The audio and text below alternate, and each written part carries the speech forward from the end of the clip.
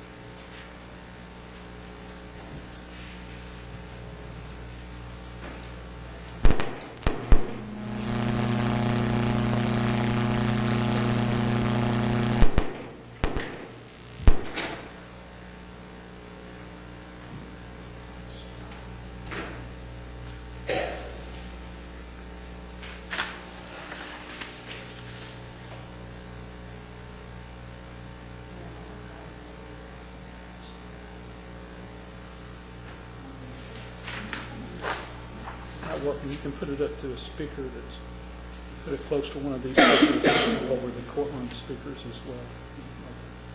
Put your speaker next to this, to one of the microphones. Is it an audio only file that you're trying to play? That's what you want to do. It may work just as well.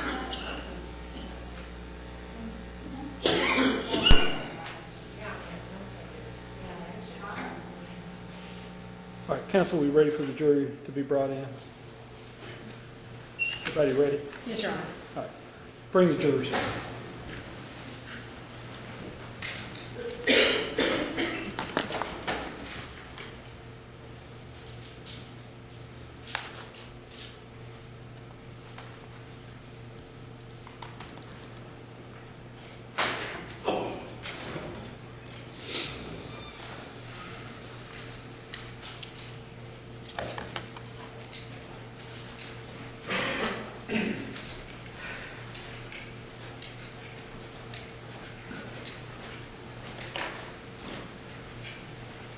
Conversation.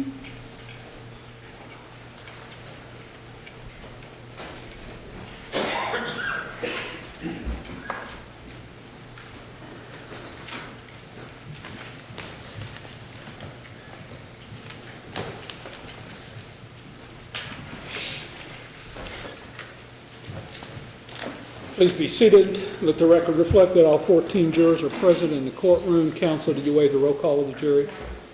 Thank you, counsel. Ladies and gentlemen of the jury, let me give you some general information before I give you the instructions in this case.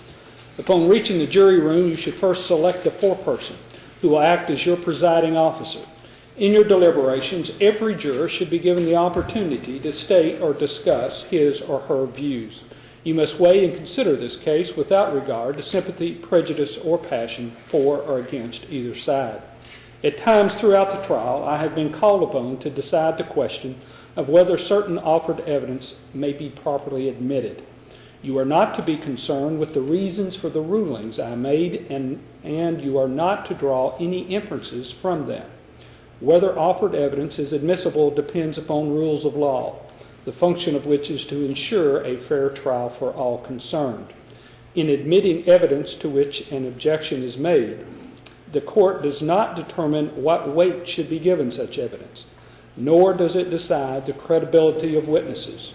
You must not, however, consider evidence that has been rejected by the court. As to any question to which an objection is sustained, you must not conjecture as to what the answer might have been or as to the reason for the objection. You must follow the direction of the court when evidence was admitted for a specific purpose. If during this trial I have said or done anything which has suggested to you that I am influenced to favor the position of either side, do not allow yourself to be influenced by any such suggestion. I have not expressed nor intended to express, nor have I intended to indicate any opinion as to which witnesses are or are not worthy of belief, what facts are or are not established, or what inferences should be drawn from the evidence.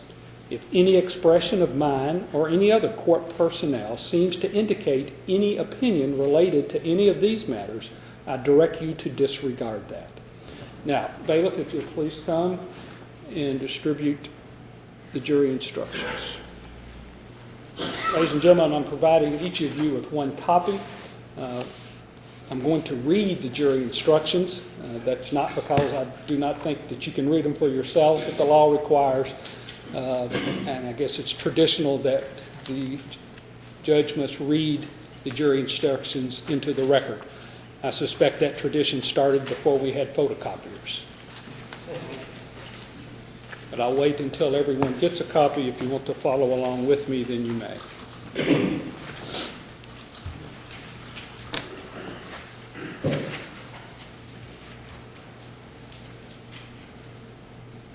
This is the case of the Commonwealth of Kentucky versus Jarrod Davis, indictment number 13, CR 39, jury instructions. Instruction number 1, presumption of innocence.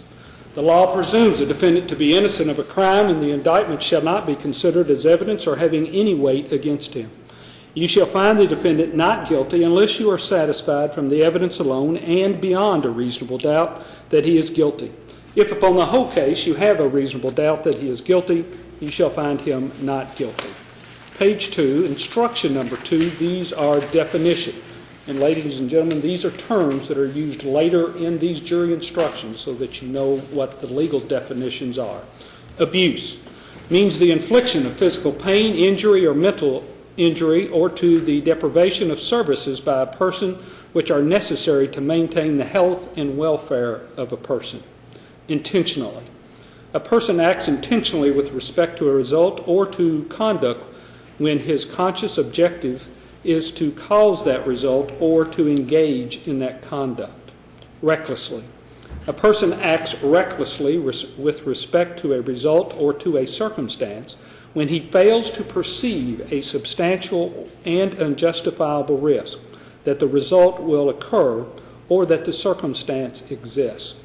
The risk must be of such nature and degree that failure to perceive it constitutes a gross deviation from the standard of care that a reasonable person would observe in the situation. Serious physical injury means physical injury which creates a substantial risk of death or which causes serious and prolonged disfigurement, prolonged impairment of health, or prolonged loss or impairment of the function of any bodily organ. Wantonly. A person acts wantonly with respect to a result or to a circumstances when he is aware of and consciously disregards a substantial and unjustifiable risk that the result will occur or that the circumstance exists. The risk must be of such nature and degree that the disregard thereof constitutes a gross deviation from the standard of conduct that a reasonable person would observe in the situation. Page 4, instruction number 3. These are the authorized verdicts, ladies and gentlemen. You shall find the defendant not guilty under these instructions unless you believe from the evidence beyond a reasonable doubt that he is guilty of one of the following offenses. Under count Roman numeral 1, A, murder, or B, first-degree manslaughter, or C, second-degree manslaughter, or D, reckless homicide. Under count Roman numeral 2, A, first-degree criminal abuse, or B, second-degree criminal abuse, or C, third-degree criminal abuse. Now, ladies and gentlemen, the remaining of the instructions will describe each of those for you. Page 5, count Roman numeral 1, instruction number 4, murder. You will find the defendant guilty of murder under this instruction if and only if you believe from the evidence beyond a reasonable doubt all of the following. A, that in this county on or about January 15, 2013, and before the finding of the indictment herein, he killed Javion Davis by blunt force trauma. And B, that in doing so, 1, he caused the death of Javion Davis intentionally, or 2, he was wantonly engaging in conduct which created a grave risk of death to another and thereby caused the death of Javion Davis under circumstances manifesting an extreme indifference to human life. Page 6, still under count 1, instruction 5, first-degree manslaughter.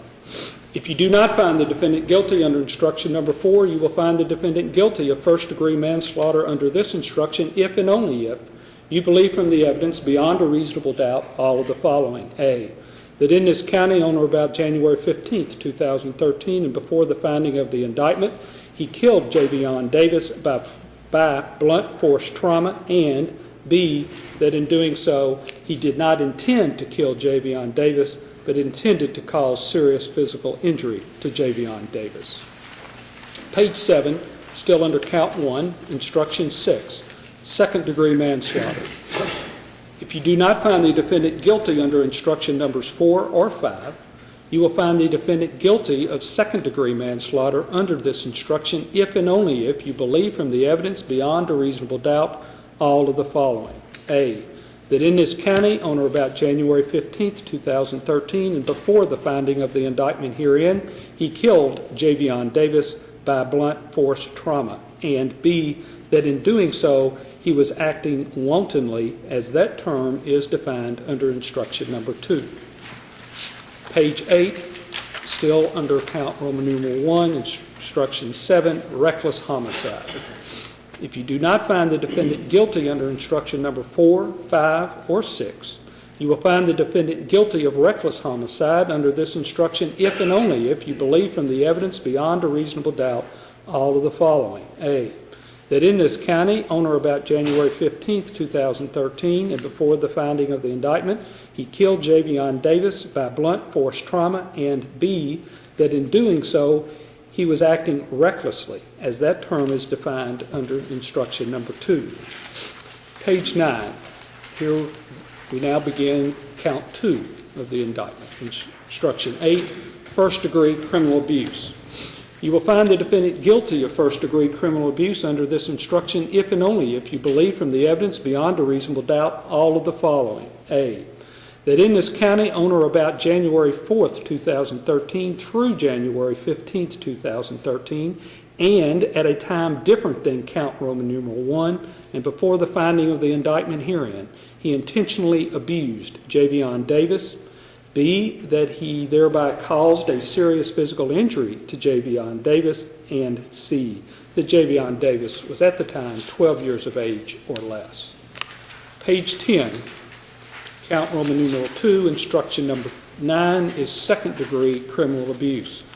If you do not find the defendant guilty under instruction number 8, you will find the defendant guilty of second-degree criminal abuse under this instruction if and only if you believe from the evidence beyond a reasonable doubt all of the following.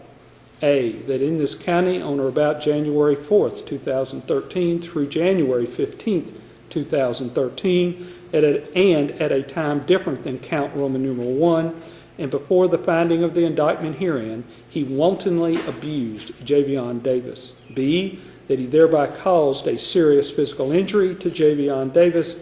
And C, that Javion Davis was at the time 12 years of age or less. Page 11, count Roman numeral 2, instruction number 10, third-degree criminal abuse. If you do not find the defendant guilty under instruction number 8 or 9, you will find the defendant guilty under third-degree criminal abuse under this instruction if and only if you believe from the evidence beyond a reasonable doubt all of the following. A, that in this county on or about January 4th, 2013 through January 15th, 2013, and at a time different than count Roman numeral 1, and within 12 months before the finding of the indictment herein, he recklessly abused Javion Davis. B, that he thereby caused a serious physical injury to Javion Davis. And C, that Javion Davis was at the time 12 years of age or less. Page 12, verdict. You must reach a verdict on each of the counts described in these instructions. The verdict must be in writing, must be unanimous, and must be signed by one of you as foreperson. Now, ladies and gentlemen, if you'll turn to page 13, these are the form verdicts for your use. There are 2 pages of form verdict. Page 13 relates to count Roman numeral 1. Page 14 relates to count Roman numeral 2. Form verdict 1A is we, the jury, find the defendant not guilty and a place for the foreperson to sign. Or, under count Roman numeral 1, form verdict 1B, we, the jury, find the defendant guilty of, and then there's a blank for you to fill in that blank under instruction number blank. Okay, and again, a place for the foreperson to sign. The form verdict on page 14 is structured the same way, but for count Roman numeral 2. And again, if you need to understand what those possible verdicts are, you can go back to, it's page 4, the authorized verdicts under instruction 3. Okay. Also, ladies and gentlemen, the original of these instructions I have signed and dated in blue ink. I would ask that you use these instructions to make your formal return of verdict in this case. Ladies and gentlemen of the jury, you are so instructed as to the law that applies in this case. Counsel, you may make closing argument on behalf of the defense.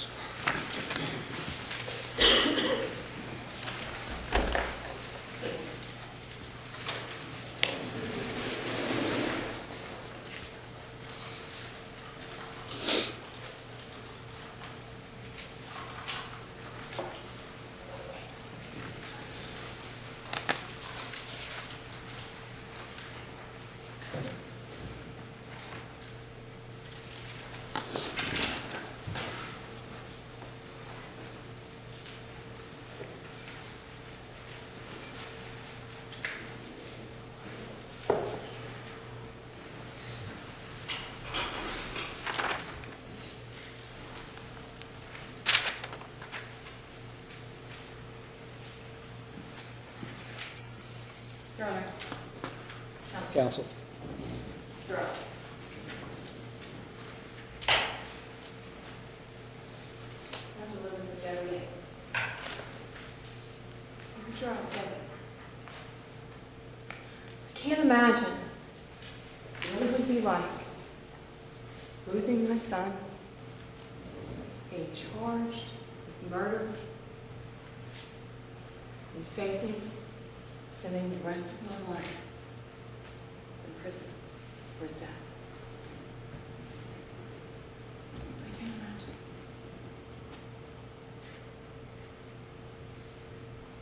Jarrod Davis, his loving father. Loving fathers don't kill their babies.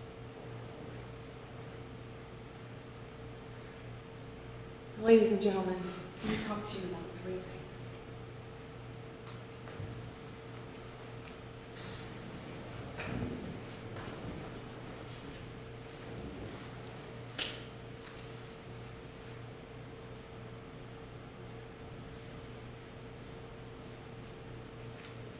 The motive,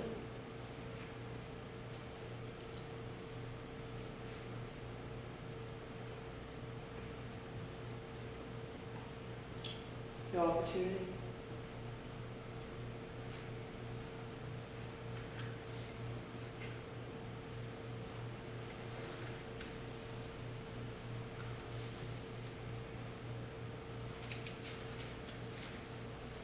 no investigation.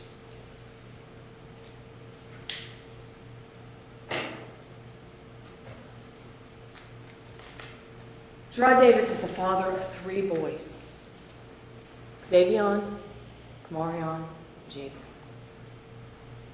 Xavion was not his biological son, but he treated that child as his own. He cared for that child. He loved that child. And he did everything a loving father should do.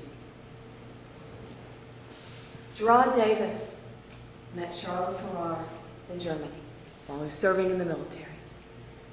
He was serving the military as a chaplain's assistant. He met Charlotte. He met Zay. They fell in love, and they began a life together in Germany. And Charlotte got pregnant with his second child, Kamarion. When Charlotte got pregnant with Kamarion, it was discussed, what should we do? And they made a decision together to come back to Kentucky. For Jarrod to leave his family in Virginia and come back to where Charlotte wanted to go, where she could be with her family. Because he loved her. And he wanted to start a family. He came back to Kentucky. She had Kamarion. He was there. He cut the umbilical cord. He videotaped the birth. And she got pregnant again. She got pregnant again with Javion very quickly. 2 young kids, now looking at 3 children. It was definitely a shock.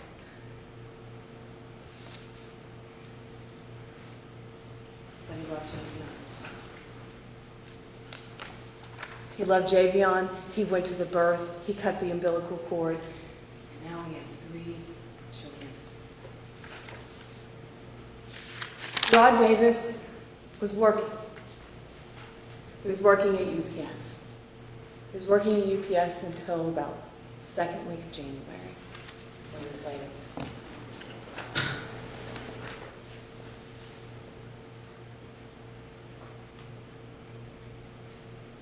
Jarrod Davis loved his children. There is absolutely no motive for Jarrod Davis to hurt or kill Javion. Let's talk about the witnesses. You heard from Charlotte, Javion's mother. Charlotte, the woman he moved here for. Charlotte, the woman he wanted to marry. Charlotte, the woman he was looking to start a family with. He was looking for a house the day before Javion died. They were going to move in together. They were going to become a family.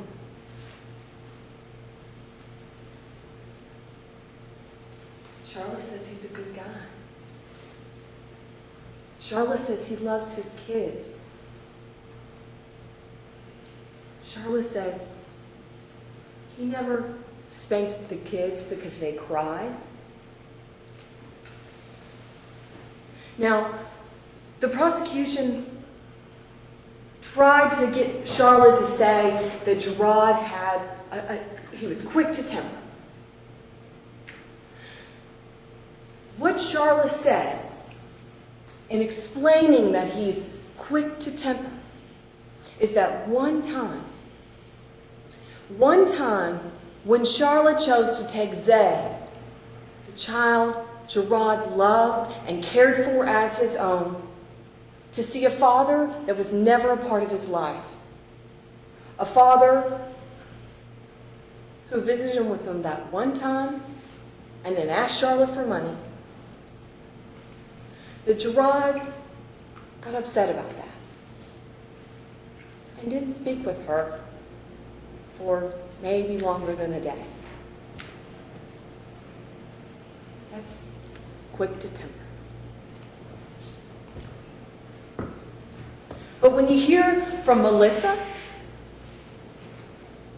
Melissa says, Jarrod's a good guy. Melissa says, Charlotte was the disciplinarian. She never saw Jarrod get angry with the kids, hit the kids, lose his temper with the kids.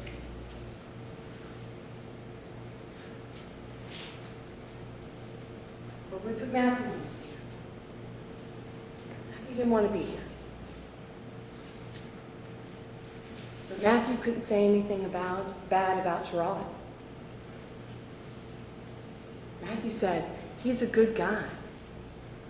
He's too soft. He doesn't discipline the kids.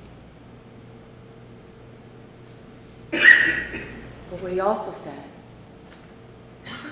is that Charlotte gets frustrated and yells. Charlotte's the disciplinarian. Charlotte would sometimes holler.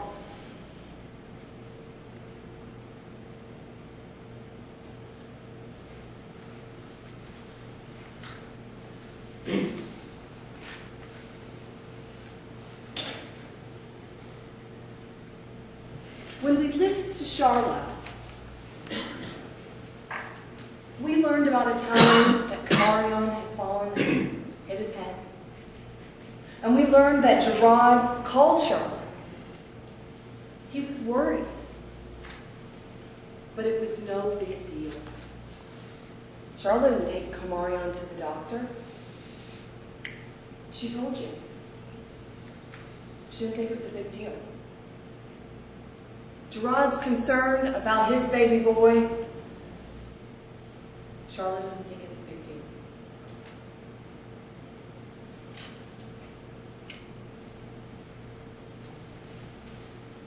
Everyone told you there's no alcohol, drug use. And everyone told you that Jarrod loved his children and cared for his children and never laid a finger on those children.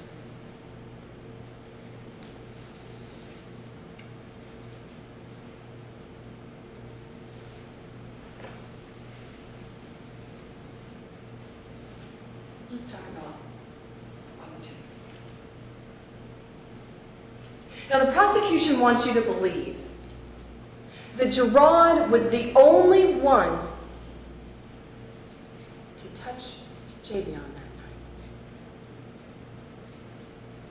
They certainly haven't proven it. Ms. Logston said to you in her opening statement, that by the end of this case, you will know that a 5-week-old baby died. That he died from blunt force trauma. And that Jarrod, by his own admission, the last one to see that baby. That is simply not true. What we know is that on the evening of the 14th, Javion went to sleep.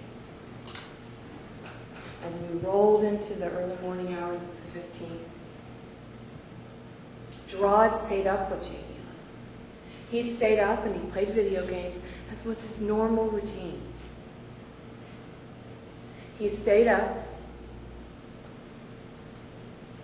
and when Javion got up, Javion cried, he got up with Javion. He changed his diaper, he went downstairs with a bottle, and he came back up to feed the baby.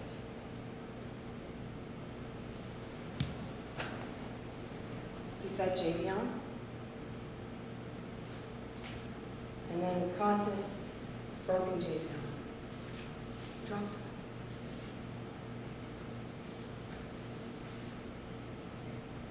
He didn't tell Charlotte. They picked him up. He looked at him. He thought he was fine. He comforted him. He got him to stop crying. And they placed him back in his bed. And then Charlotte goes downstairs. Sorry. Jarrod goes downstairs. Goes to the basement. Smoke a black and white. And what we don't know, ladies and gentlemen, is what happened.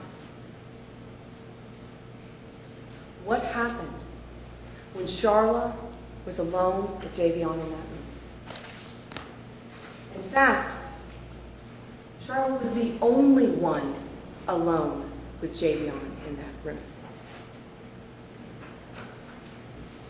When Jarrod was in there taking care of Javion, Charlotte was laying on that bed, right next to him. Prosecution will say, oh, she was sleeping. We know she wasn't sleeping. She told us. She told us that she woke up when she heard the cry and she talked to Jarrod. They talked about who was going to care for Javion. She was awake. She was awake enough to tell you, ladies and gentlemen, that she woke up when she heard the baby cry, that she saw him change the diaper, she saw him put the bottle in his mouth, she heard him go downstairs, and she felt him get back in bed. This is not a heavy sleeper. This is not someone who's going to sleep through a huge traumatic event. This is someone who was awake and who absolutely would have heard something. Don't you think she's hiding something?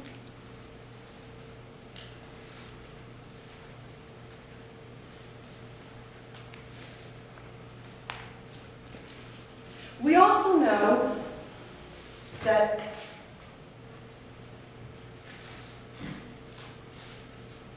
Melissa was up. We know Melissa was up from her testimony. She testified to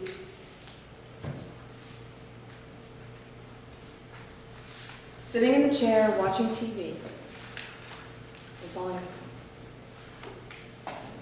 The TV either was on or off. When she woke up the second time, she can't remember. And then she went to the couch and made a bed. Melissa heard Jarrod coming down the stairs, go to the kitchen to make a bath. Now, ladies and gentlemen, Melissa's on the first floor. The first floor where the living room and the kitchen are. She doesn't hear the microwave. But she knows he makes a bottle because that's the normal routine. And then goes back upstairs. She hears him come down a second time, and she hears him go to the basement. At that point, she thinks everything's fine. Because, ladies and gentlemen, as you know from her testimony, she had no concerns about Jarrod with Javion. No concerns. So after she hears Javion comforted and back in bed, she goes completely to sleep. She's done for the night. She's made her bed on the couch shortly before. Javion has now been taken care of, and it's time for her to go on to bed. When she does that, she doesn't hear anything else. She doesn't hear Jarrod go back upstairs, though we know he did.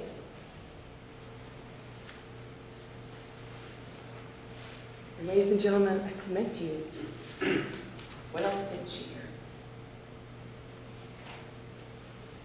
What else didn't she hear in the time frame that Charlotte was alone with Javion?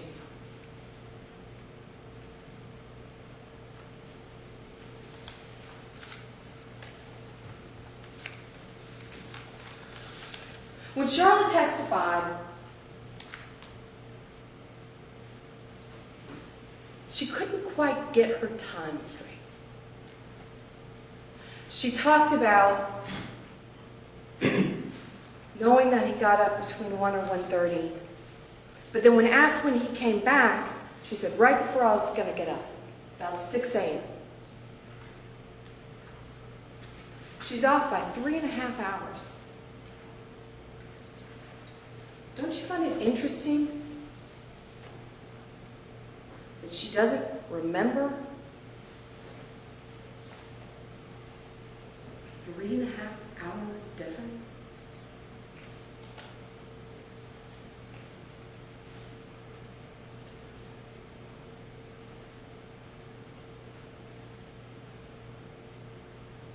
We also heard from Melissa that she watched the baby more.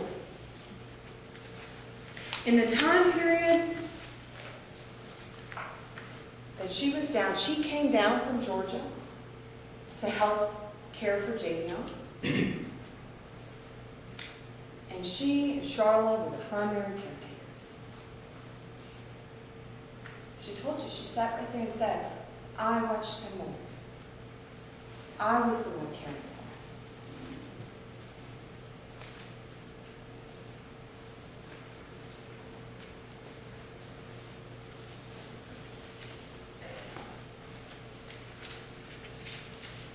We also heard Charlotte talk about what she heard.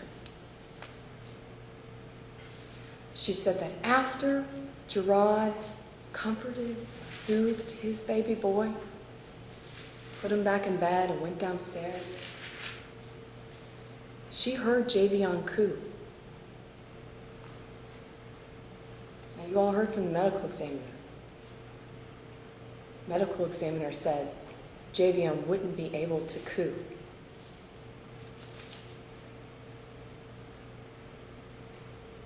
Another detail that she can't get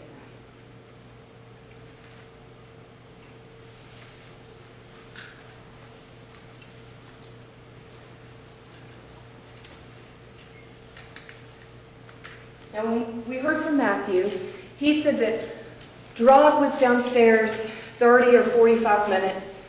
He wasn't sure on the time either. And he was positive he didn't hear anything upstairs. Now, Matthew is Charlotte's sister. He didn't want to be here. He didn't want to testify against his sister. He didn't want to have to admit that he said Charlotte got frustrated and yelled at the children. He didn't want to have to admit that he said that she was the disciplinarian. And he didn't want to have to admit that he had told the police that he actually couldn't hear anyone get out of bed. That is not something he could hear. The only thing he could hear was who came up and down the stairs. And he was certain Jarrod was the only one that left the bedroom. Certain of that. And again, Charlotte's the only one that remained in the bedroom alone with Javion.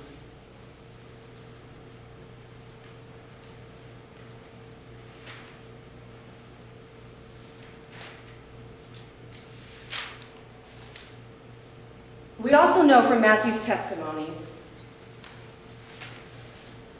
he says that he wants to say that he can hear everything. But again, he did admit that in actuality, he couldn't hear upstairs. He admitted to the detectives and begrudgingly admitted that he had made that statement. Because again, he doesn't want to testify against his sister.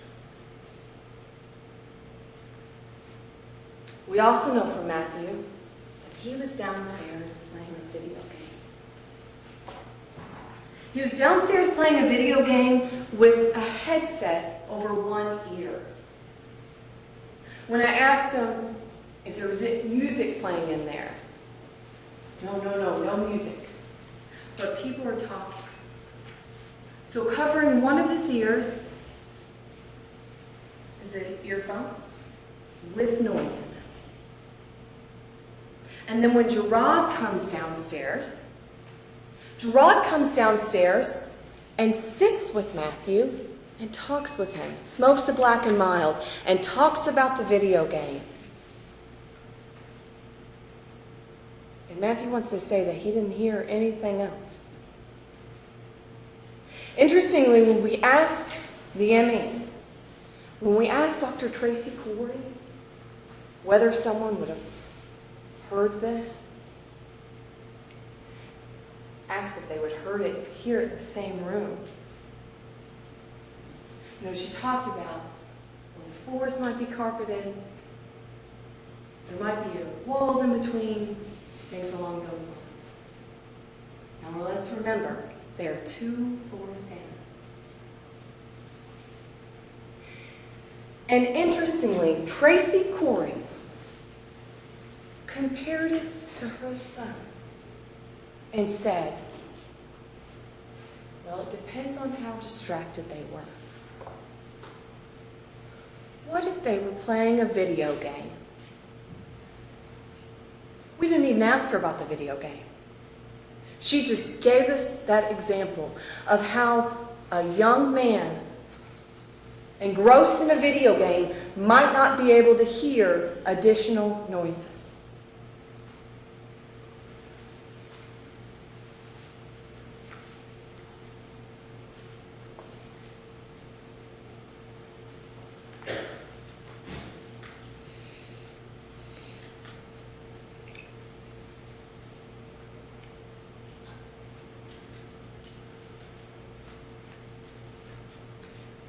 And again,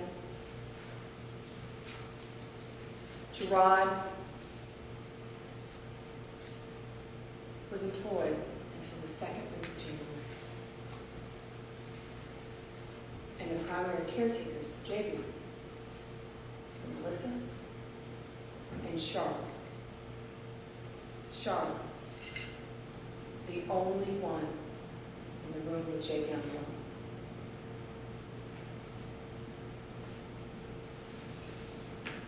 Let's talk about the investigation. Let's talk about the investigation and what that has revealed to us. Now, Ms. Kalen talked heavily in her investigation, in her opening, about how this was a short investigation. If we give the detectives the benefit of the doubt, something that they did not give to Jarrod, we can say at At best, the investigation lasted 10 days until the 24th.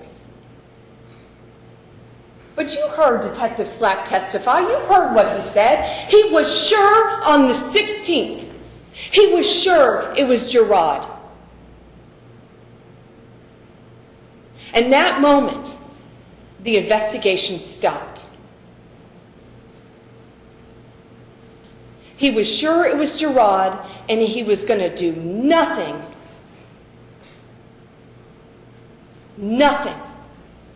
to look further.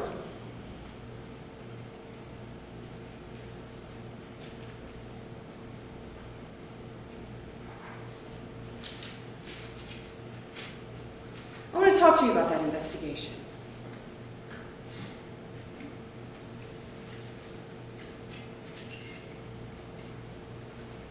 First day, written statements are made. Brief, written statements.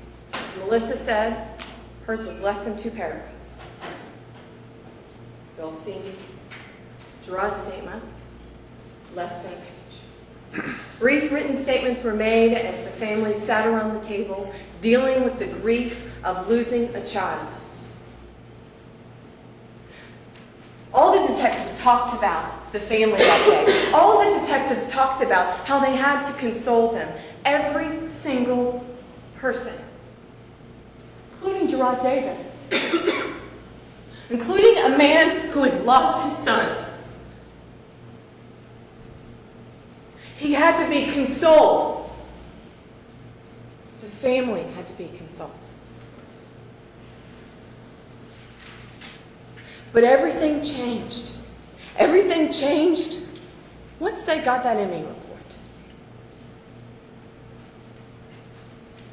But they didn't investigate. They got the ME report and said, you know what?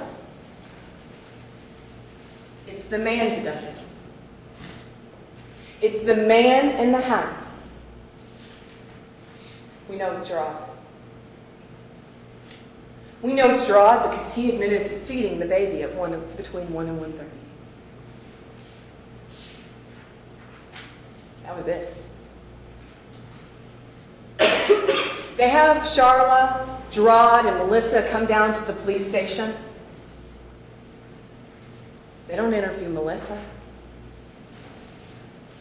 That first day, they interview Charla and Jarrod. I'm sorry. Let me correct that.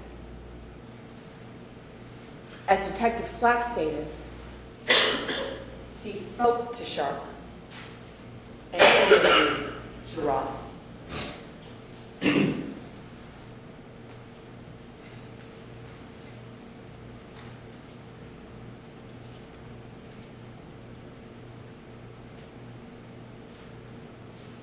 When talking with Charla,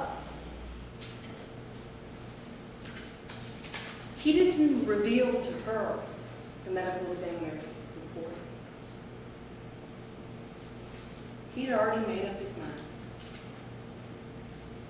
He didn't talk to her about what was in that report. He didn't ask her. He didn't question her.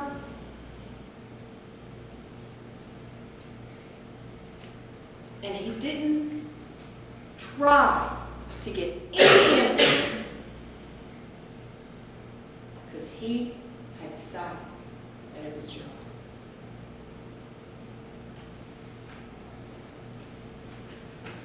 He said on the stand when Miss Kaylin was talking to him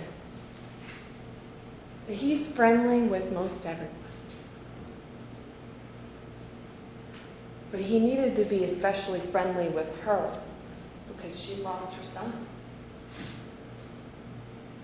She had lost her son. So had Jarrod Davis.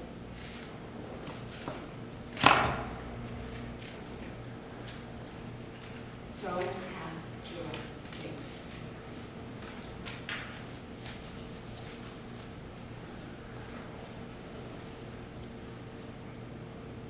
He said he had asked everyone if they had any weapons on them.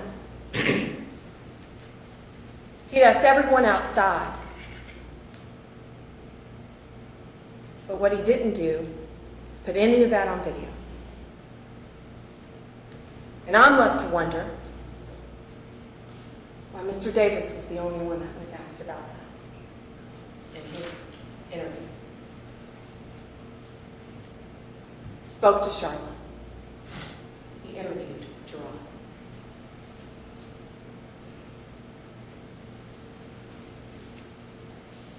Charlotte tells him in that interview she can't think of anything that Jarrod would have done. He's a good guy, he's a good father. Nothing.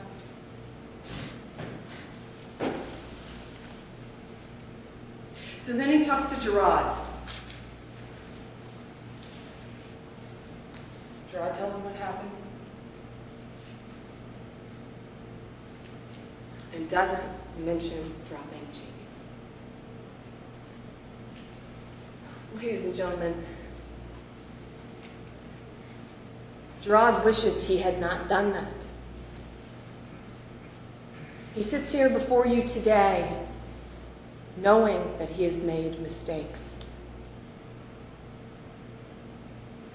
He wishes that he had not reached for that remote while holding his child with only one arm. He wishes that he had let someone know sooner.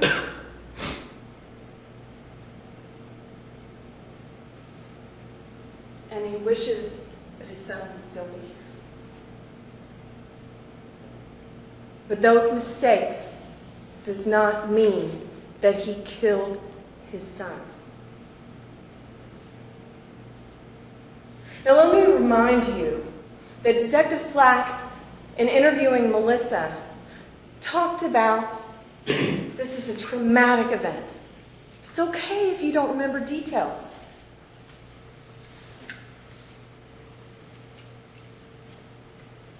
But yet they focus on Jarrod's statement. They focus on the fact that he dropped his son while burping him versus making a bottle. Now, Jarrod sat up there and told you he made a mistake. And if you listen to his interview, you'll see when he gets in there, he's so messed up in the head, he's so upset that he doesn't even know what day it is. He has lost his 36-day-old son. He's confused. And he's upset. And he's grieving.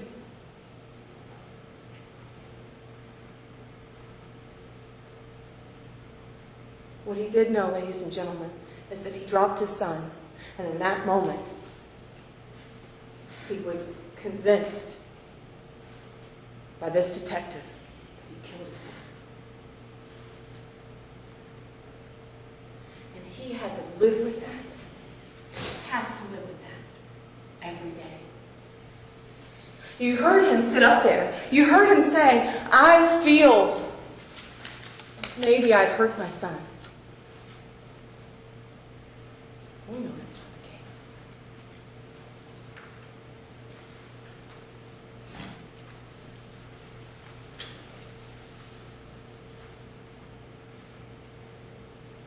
Detective Slack said he wanted to talk to Charla to find out what happened because she's the mother.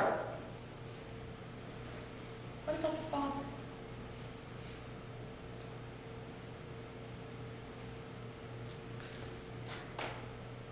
When questioned about his interview with Charla, he said, I interviewed her later.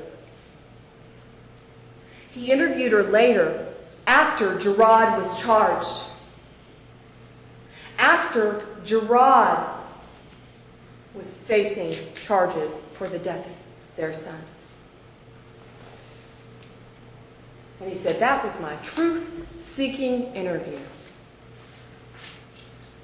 The truth-seeking interview that started with, how are you feeling? The truth-seeking interview that he characterized as more of a parent talking to a parent. There was no truth-seeking interview. He didn't ask Charla anything. Anything. Besides questions that would solidify his case.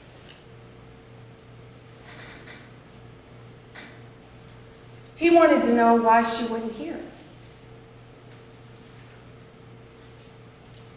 But yet, remember, ladies and gentlemen, he said, she didn't give me any reason to not believe her. This is a murder investigation. Investigation. You need to investigate all the witnesses' statements.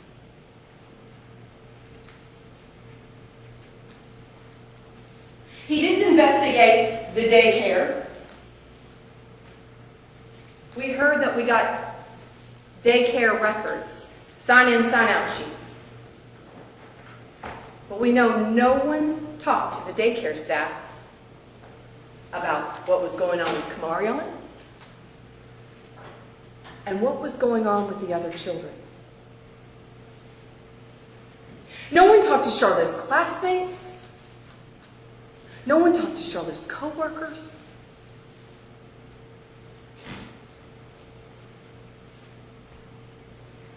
Detective Slack said that he wanted to move quickly. The faster I move, the better this is. He moved fast, all right.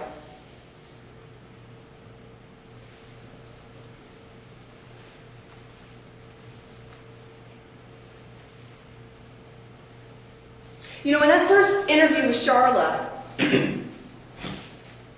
the one he classifies as spoke to Charla, he tells her, I'm going to have a different conversation with Jarrod. A different conversation, because he'd made up his mind. They want to tell you, okay, afterwards, on the 21st, after Jarrod is charged, we went and talked to neighbors.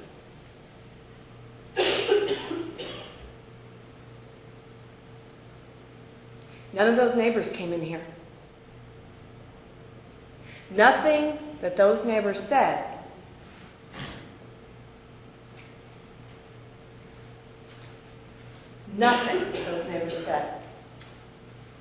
was brought before you all. And ladies and gentlemen, I submit to you that you get to draw the inference of what that means.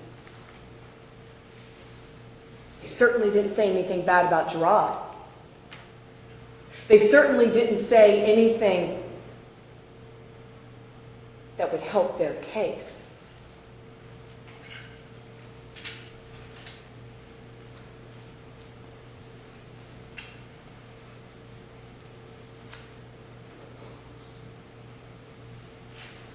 You know, in explaining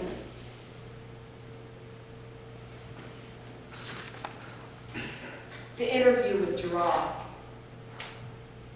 Detective Slack said he didn't want Charla and Melissa in there because there might be some yelling and crying. Because he already made up his mind.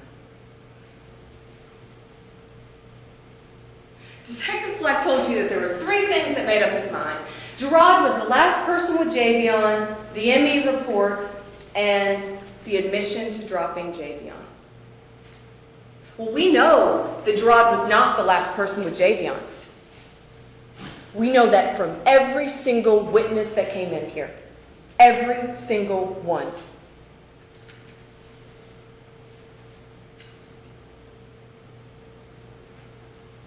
We heard from the medical examiner. Dr. Corey says she doesn't know who did it, and she can't tell you. We also heard from the medical examiner She doesn't know exactly what time it happened or exactly what object or mechanism caused it.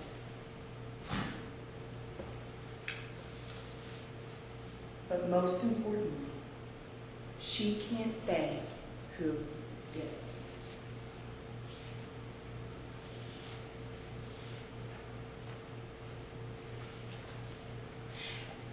And the admission to dropping Javion, Dr. Corey is the chief medical examiner in Kentucky. She's highly educated. She has a very strong background. She was very clear that this is her opinion. It was her opinion that it wasn't an accident. Now, obviously, she talked considerably about medical certainty. She talked considerably about the fact that the healing rib fractures that she said were approximately 7 to 10 days old, were actually at least 7 to 10 days old and could have been caused from birth.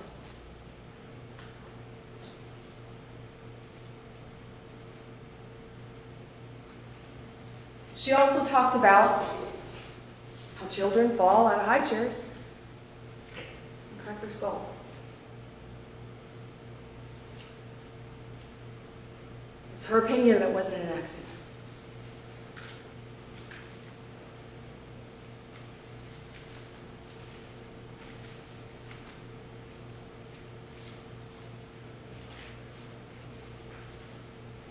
But there is some medical uncertainty.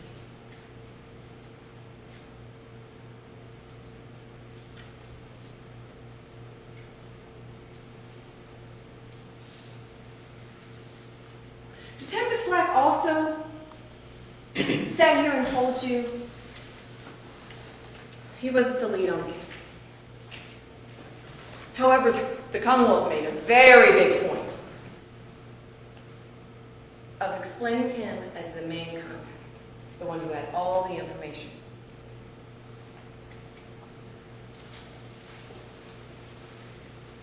And no one, including Detective Slack, asked anyone about why that baby monitor was unplugged.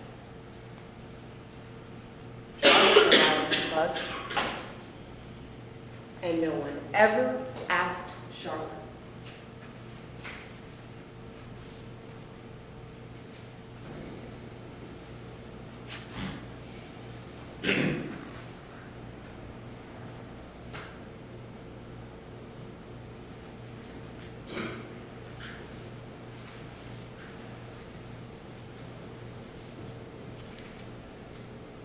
Annalisa Farrar was never interviewed. Charlotte's stepmother. Stephen Farrar, Charlotte's father. No one was ever asked about Charlotte's assaultive history. No one was ever asked. No investigation was done, knowing that Charlotte was the only one who was being characterized as the only disciplinarian and the only one that would get frustrated with the children. Her own brother, her brother who said, "This is my sister. I'm definitely closer with my sister than Jarrod." And her own brother said, "Jarrod's too soft. But my sister gets frustrated with the children."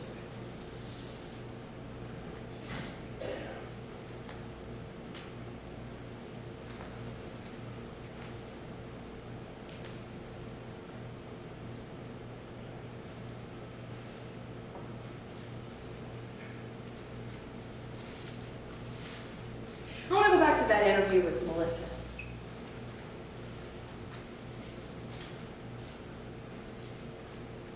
That day when Melissa was talked to, Detective Slack was getting ready to go to the grand jury. He tells Melissa, "Look, I'm trying to give Jarrod the benefit of the doubt. What we know that to Detective Slack, the benefit of the doubt is presenting even false evidence to the grand jury. Objection. Come around, counsel.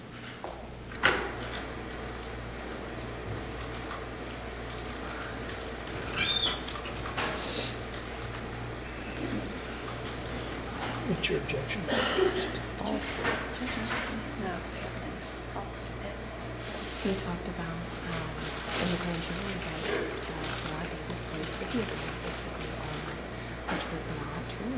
He explained the same thing, but that night he was home from 1 o'clock in the morning, which was his statement, and to him, that was all night into the morning. And he stated to the grand jury that Jarrod did not offer an explanation to the acute healing rib fractures, and he never asked him a question.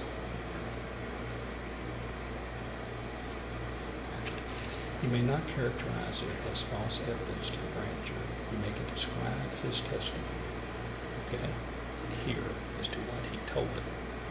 You may make argument in that fashion, but you may not characterize it as his grand jury testimony. It's not presented as evidence in this case. Thank you.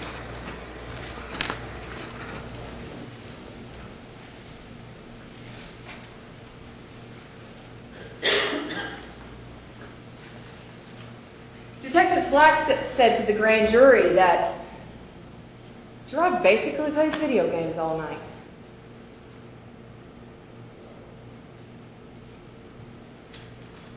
Jarrod Davis offered me no explanation for the healing rib fractures. Had no explanation.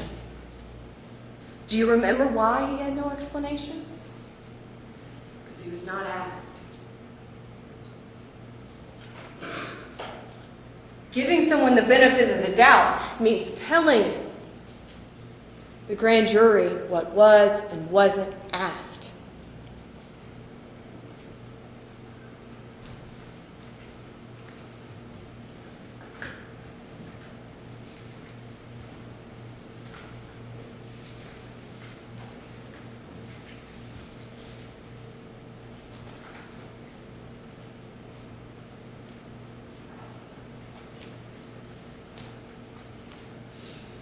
Detective Slack said it never occurred to him that Charlotte wasn't telling the truth.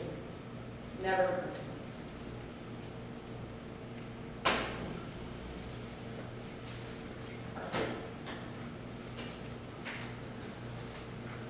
Don't you think it would be important? Don't you think to investigate just a little bit into the validity of her statement?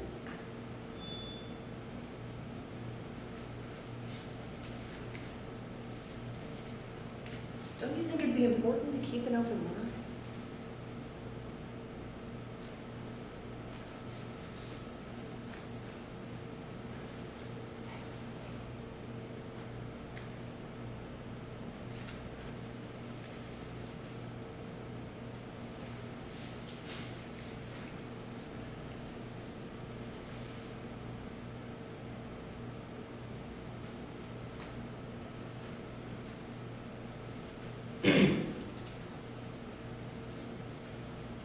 No one talked to Jarrod's parents. No one talked to Jarrod's coworkers.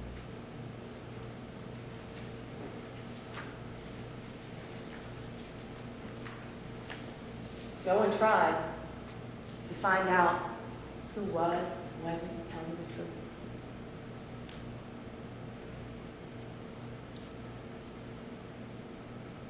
Ladies and gentlemen, Jarrod Davis made a mistake.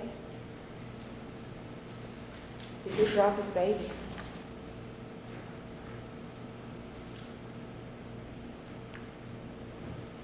That doesn't equate to murder.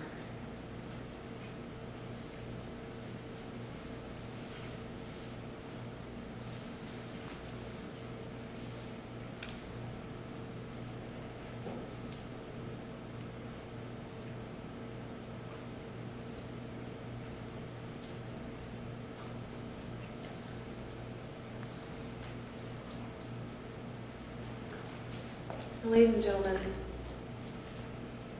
we presented Annalisa Farrar and Amanda Land. And Matthew Farrar. As you all know, Matthew didn't want to be here.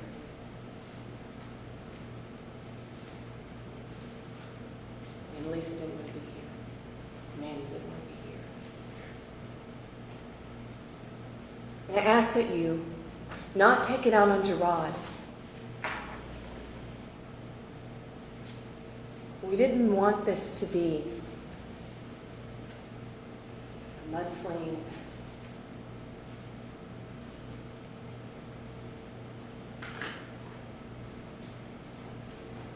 But interestingly,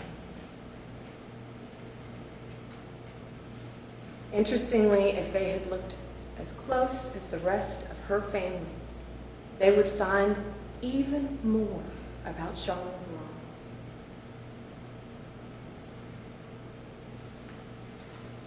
Farrar. Now, Annalisa said she didn't characterize what happened as abuse. She characterized it as discipline.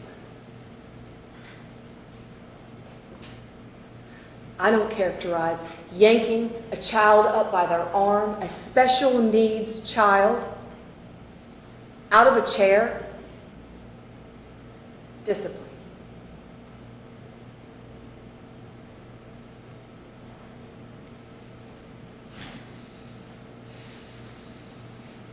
I don't know when it's appropriate to spank a 2-year-old 3 times.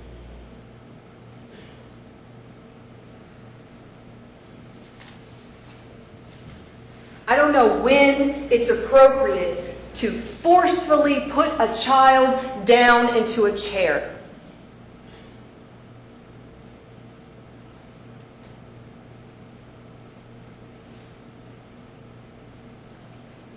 More importantly, Annalisa had more concerns about an incident with her grandson, where Charlotte was the caretaker, and the child ended up with a bloody nose.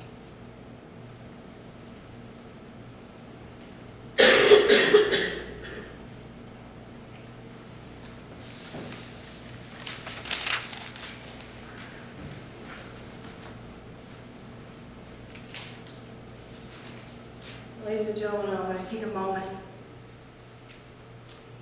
to go through these jury instructions with you.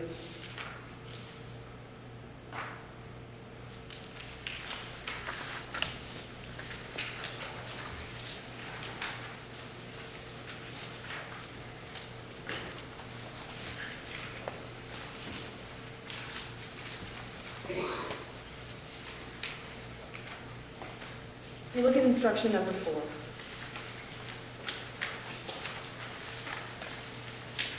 you must find beyond a reasonable doubt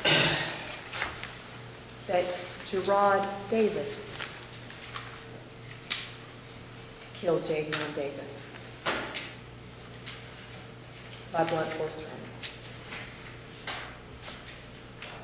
That he did it intentionally or wantonly engaging in conduct which created a grave risk of death to another.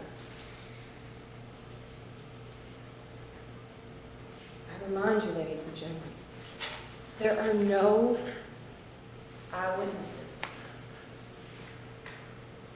No one saw Jarrod hurt Javion.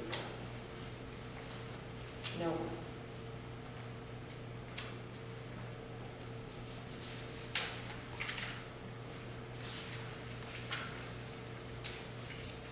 Looking at instruction number 5, again, you have to find that Jarrod Davis killed Javion by blunt force trauma, and that he intended to kill Javion.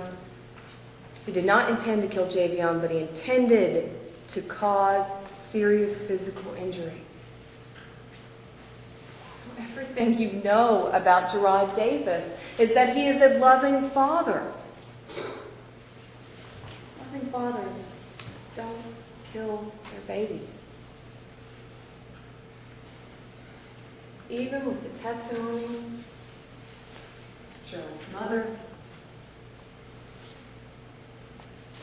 Jarrod's brother, Charlotte's mother, and even Charlotte. They would all say that he loved his children. Charlotte talked about their nicknames. He's Big Bo. Zay's Little Bo. Cam's Tiny Bo. And Javion is Baby Bo.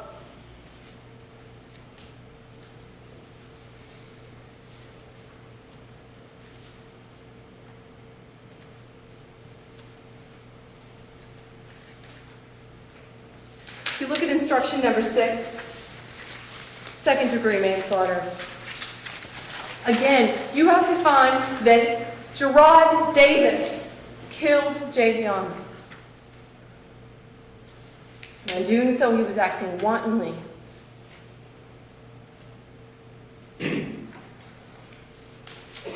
Now, wantonly, ladies and gentlemen, is defined as a person acts wantonly with respect to result to a circumstance when he is aware and consciously disregards a substantial and unjustifiable risk that the result will occur or that the circumstances exist.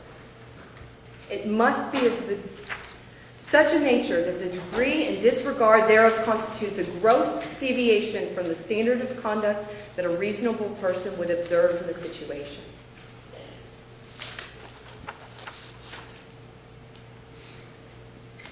Jarrod did drop his son, but he picked him up. He looked at him. He didn't see bruising. He didn't see bleeding. He didn't see swelling. He comforted him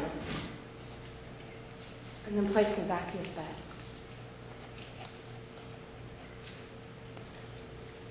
He certainly didn't think he harmed him. And we know from the evidence that he didn't.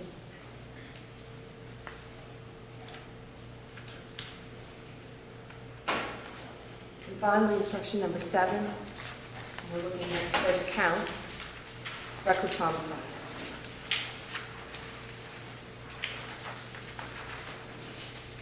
Again, you have to find that Jarrod Davis killed Javion. And in doing so, he was acting recklessly.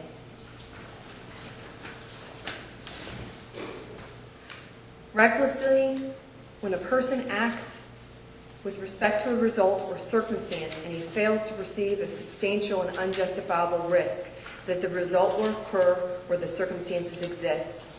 The risk must be of such a nature and degree that the failure to perceive it constitutes a gross deviation from the standard of care that a reasonable person would observe in the situation.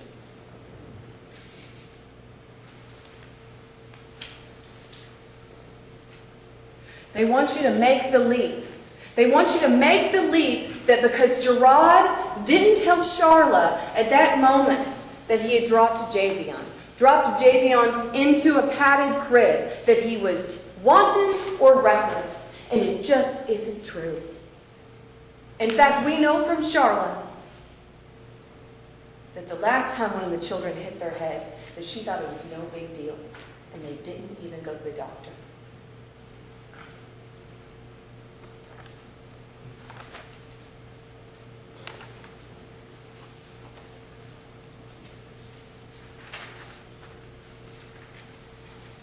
Ladies and gentlemen, when we look at the next instruction, instruction number 8, criminal abuse.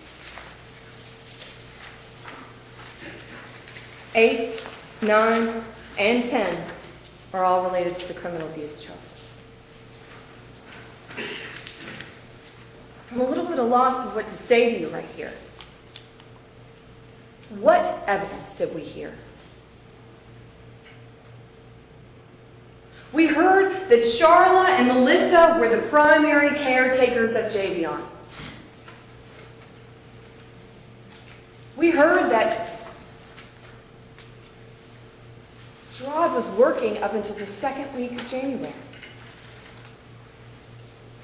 Melissa tried to say Jarrod didn't like to watch his kids. He explained to you that sometimes when he's watching a game,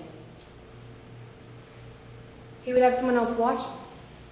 That doesn't mean he doesn't want to watch his kids. On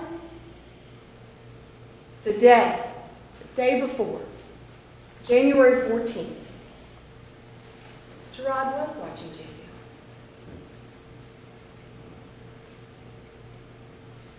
He watched him all day long. Melissa was home.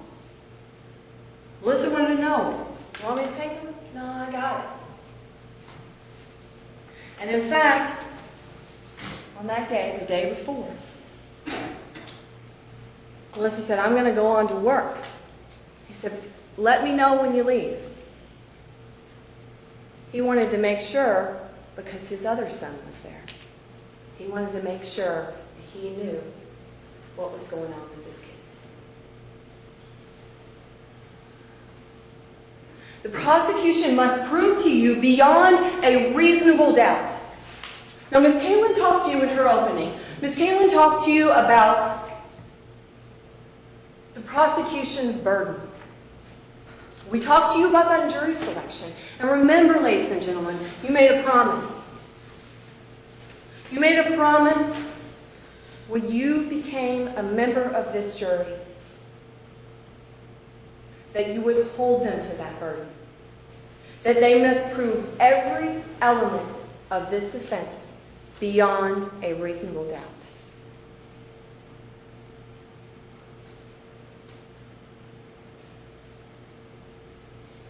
Would you want to be convicted of criminal abuse because at some point you had been with the child in the previous 7 to 10 days?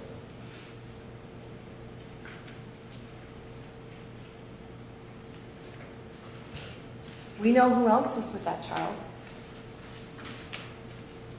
Charlotte Farrar.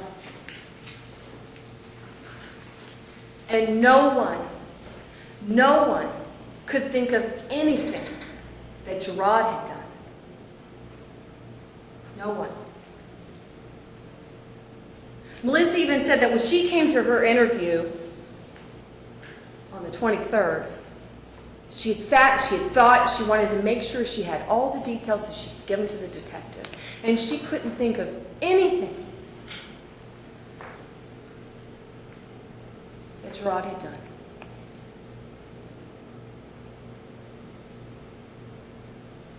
Here Jarrod testified. He hadn't even given Javion a bath. All he got to do as dad was change him and feed him.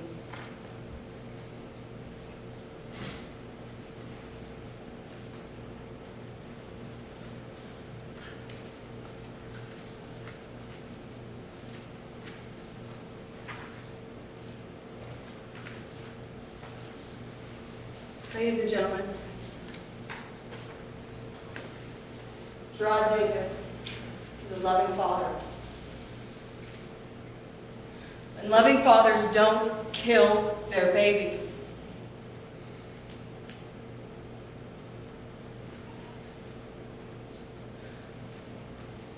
The prosecution wants you to focus solely on Jarrod's statements. Solely on the few mistakes that he made that it was okay for everyone else to make, including Charlotte Farrar. I want to leave you with his first statement. The one he gave when he called 911, when he found his baby boy. Commonwealth have an objection? Yes, Your Honor. Please come to sidebar.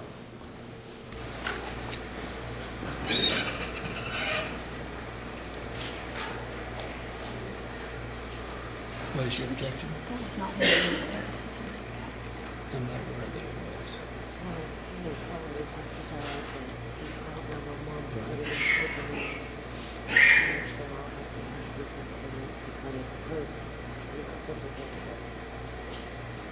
can, in opening, you can make comments and evidence that you anticipate would be introduced, could have been introduced. It was not introduced. Closing is limited to evidence that was introduced and reasonable inferences. Not, I don't recall this being introduced in evidence, and I'm correct in that. During the evidentiary portion of the trial. No, it's not introduced.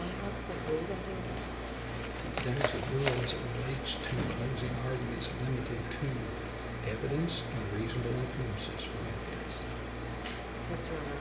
What we're saying is several people have testified who told 911 to testify. And she can make all the comments she wants to that he called 911. But the tape that you're getting ready to play, you did play it in opening, it was not introduced, therefore it is not evidence, may not be played at this time.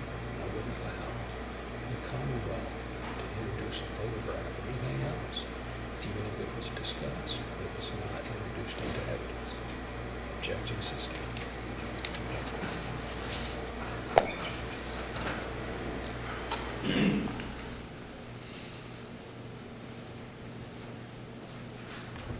Ladies and gentlemen, Jarrod Davis called 911 that night. Jarrod Davis called 911 that morning to let them know he found his 36-day-old son stiff and not breathing.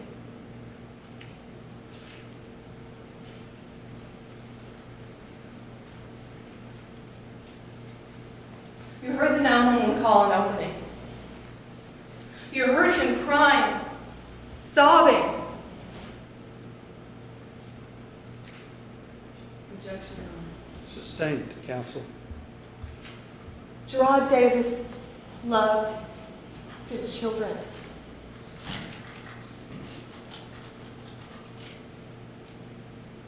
Jarrod Davis is a loving father. Ms. Logston told you, keep your eye on the ball. Don't hit everything that's thrown at you. This is not a game. This is not a game. This is a man's life. This is a man's life that you have in your hands. This is not a game.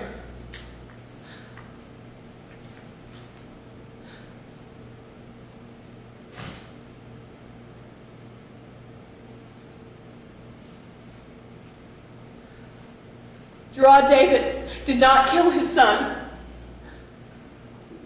Jarrod Davis did not abuse his son. And I ask that you find him not guilty. Thank you.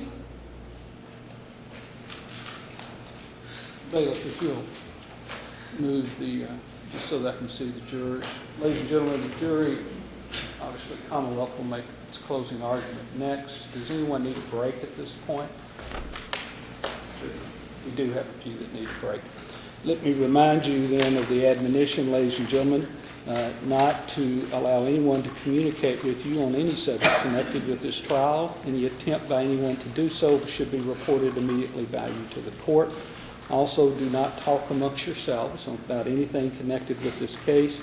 Do not form or express an opinion until it's finally submitted to you, which is not yet.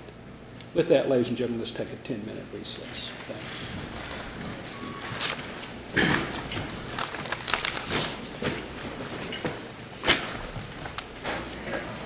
Court will be in recess for 10 minutes.